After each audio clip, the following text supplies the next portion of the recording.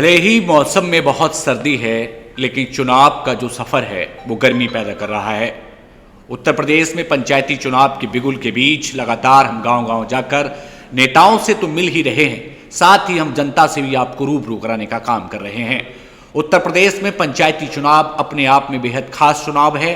तमाम चुनावों से सबसे बड़ा चुनाव आप इस चुनाव को मान सकते हैं, क्योंकि इसमें आदमी अपने उस शख्स को चुनता है जिसके दरवाजे जाकर के वो सीधे बात कर सकता है। पंचायती चुनावों में बेहद अहम भूमिका रखने वाले जिला पंचायत के चुनाव और उसका वार्ड 31 वार्ड में एक ऐसा प्रत्याशी जो पिछले काफ़ी समय से जनता के बीच सेवा कर रहा है, आज उनसे जानेंगे। दूसरी बार हम हमारी टीम के साथ पहुंचे हैं और उनसे पूछेंगे कि उनका अब चुनावी जो रणनीति है और चुनावी जो सफ़र है वो क्या है। आज की ये बातचीत बेहद रोचक और ख़ास होने वाली है। हमारे साथ बहुजन समाज पार्टी के दिलचस्प नेता और आम आदमी के साथ जुड़कर के काम करने वाले ओमपाल जी हैं। तो आज बात करेंगे सीधे ओमपाल जी से। बहुत आदर के साथ आपका स्वागत और सम्मान है। धन्यवाद देव भाई, आपका और आपके न्यूज़ चैनल का सभी का बहुत बहुत धन्यवाद। सबसे पहले तो आपको, आपके परिवार को और आपकी क्षेत्र की जनता को नव वर्ष की हार्दिक शुभकामनाएं। मेरी ओर से भी सभी क्षेत्रवासियों को और देशवासियों को 2026 नए साल की हार्दिक शुभकामनाएं और गणतंत्र दिवस की हार्दिक शुभकामनाएं। ओमपाल जी, अब हम थोड़ी सी बात राजनीति की करेंगे। जी। ये राजनीति है, इसको लोगों ने बिजनेस बना दिया। पिताजी विधायक हैं तो बेटा जिला पंचायत बनेगा, यदि हमारी जाति ज़्यादा है तो हमारा जीतना तय है। इसके बीच में आप पूरे वार्ड 31 में अपने आप को कहाँ देखते हैं? कहा जा रहा है कि ये चुनाव जातिगत चुनाव है और जिसका वर्चस्व ज़्यादा है वो इस बार जीतेगा। ओमपाल जैसा वो नौजवान जो जनता के बीच अपनी जगह बनाने की कोशिश लंबे समय से कर रहा है, किस तरीके से देखते हैं आप जनता के बीच खुद को? भैया, मैंने देखा है जहाँ तक ये सब कहने की बात है जी, मुझे तो हर जाति का समर्थन मिल रहा है। लोग साथ खड़े हैं, बिल्कुल गंगवार लोग हैं मेरे साथ खड़े हैं, कुछ किसान बिरादरी के लोग हैं वो सब मेरे साथ भी खड़े हैं। मुझे बहुत समर्थन मिल रहा है, हर कास्ट का समर्थन मिल रहा है। और ये सब कहने की बातें हैं कि जातिवाद ये हमारे समय नहीं है। हमने तो देखा है कि हमें सभी लोग समर्थन दे रहे हैं। पिछली बार का जो चुनाव है उस लम्हे को मैं एक बार याद ज़रूर करूंगा। आप चुनाव हारे लेकिन दिल जीते। यही वजह है कि वो रोड के उस पार वाली जो बेल्ट है उसमें जब हम आप जाते हैं तो लोग कहते हैं कि ओमपाल कमाल का इंसान है और एक बेहतर इंसान है। लेकिन इन सब के बीच में एक सवाल बनता है, वार्ड संख्या 31 विकास से कोसों दूर है, तो वहीं जो खादर का इलाका है उस जनता के साथ अभी तक धोखा होता रहा है। आप किस तरीके से दोनों तरफ की जो बेल्ट है उसको संभालेंगे?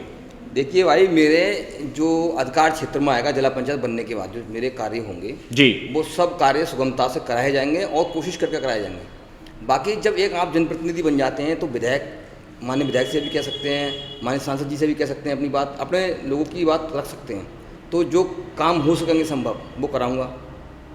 और बीथम, हमारा लास्ट गांव बीथम हैदरगंज गौसगंज ये है जी, वहाँ से लेके पूरे गोरा लोकनाथपुर तक पूरे बेल्ट में मैं अपने पूरे चुनाव क्षेत्र में पूरी 5 साल घूमा हूँ।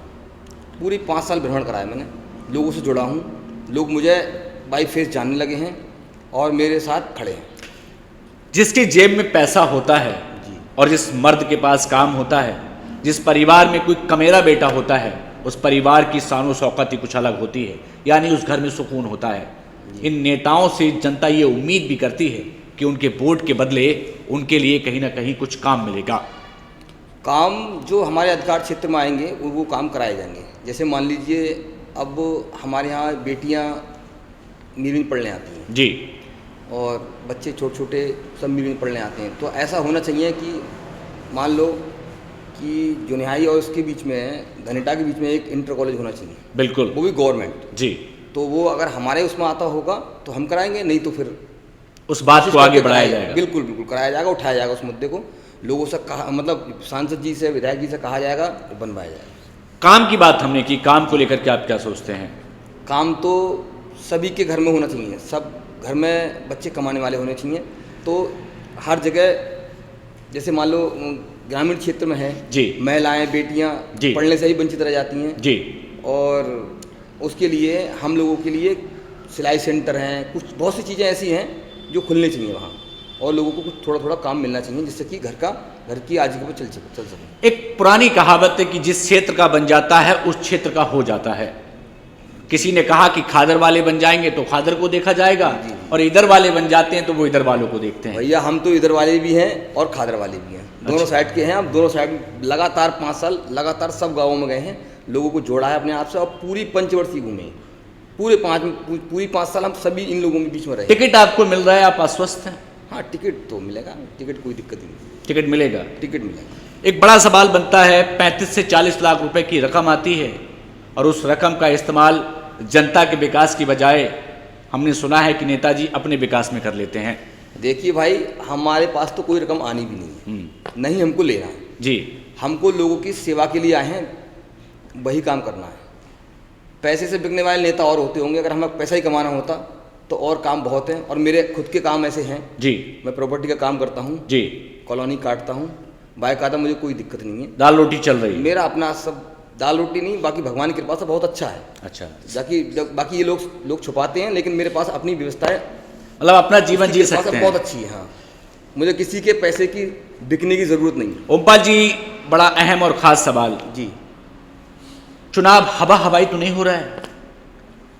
चुनाव हवा हवाई मतलब चुनाव तो धरातल पर है, बढ़िया है। चुनाव जीतेंगे जी, पूरा भरोसा है। बहुजन समाज पार्टी के साथ एक उनका वोट बैंक रहता है, वो मजबूत कड़ी भी है। जी जी। किस तरीके से देखते हैं इस चीज को? बहुजन समाज पार्टी का वोट तो लगभग मुझे मिल ही जाएगा, सब मिल जाएगा। बाकी अदर ठाकुर, ब्राह्मण जी, किसान जी, राठौर, जितनी जातियां हैं, सब समाज आपके साथ खड़ा है? सब मेरे साथ खड़ा है, और मुझे हर जाति में बहुत अच्छा वोट मिलना है। अच्छा। इस बार का जीत हार का अंतर होगा, बहुत लंबा होगा। कुछ लोग ये कह रहे हैं कि साहब हमारा चुनाव तो विजयी हो गया, पर आप देखते हैं कि बस जो जमीन पे लड़ा है वो विजयी होगा। जी जी। हकीकत में जो चुनाव लड़ रहा है जी, वो जीतेगा। जी। खादर के लोगों से क्या कहना चाहेंगे? ये खादर वाले बड़े भोले हैं, लेकिन जब इनके घर पे आप सफेद कुर्ता पहन के जाएंगे और गाड़ी से नहीं गए आप, तो आपका कुर्ता मैला हो जाएगा, मैं दावे के साथ कहता हूँ ना। हम तो अभी जाते हैं लोगों में तो इतनी धूल है वहाँ जी, जो कपड़े साले काले हो जाते हैं। जी। व्हाइट कपड़े पहन के ही नहीं जाता हूँ मैं तो जी। मैं तो कपड़े ही काले पहन के जाता हूँ। तो क्या लगता है उन गरीबों के जीवन में उजाला आएगा? बिल्कुल आएगा। सही नेता चुने, सही बेटा चुने। अब ये थोड़ी कि आप किसी तरीके से जातिवाद को लेकर हो जाता है मामला, या घबरा जाएं कि आप एक जाति का ज़्यादा है वो जीतेगा, ऐसा कुछ नहीं है। अच्छा, तो आप सब लोग सही से वोट मिलेंगे तो फिर तो हम मान सकते हैं कि वार्ड संख्या 31 के लिए इस बार ओमपाल कमाल करने वाले हैं। हाँ, कुछ कहना चाहते हो 31 के लोगों से? सभी लोगों से ये कहना चाहता हूँ कि भाई नेता नहीं बेटा चुने, और जो व्यक्ति आपके 5 साल बीच रहा है जी, उसी को चुने। मैं लगातार बीच में रहा हूँ, बाकी जिसको पिछली बार बनाया था वो व्यक्ति दिखा भी नहीं है कहीं। अच्छा, तो उसे चुनने से भी क्या फायदा। चलिए, हमारे साथ जुड़ने के लिए बहुत धन्यवाद। धन्यवाद। तो बड़े तीखे सवालों के साथ मैं आज पेश आया, और ये जनता के सवाल थे, और जनता के सवाल हमारा फर्ज बनता है कि हम नेताओं से करें।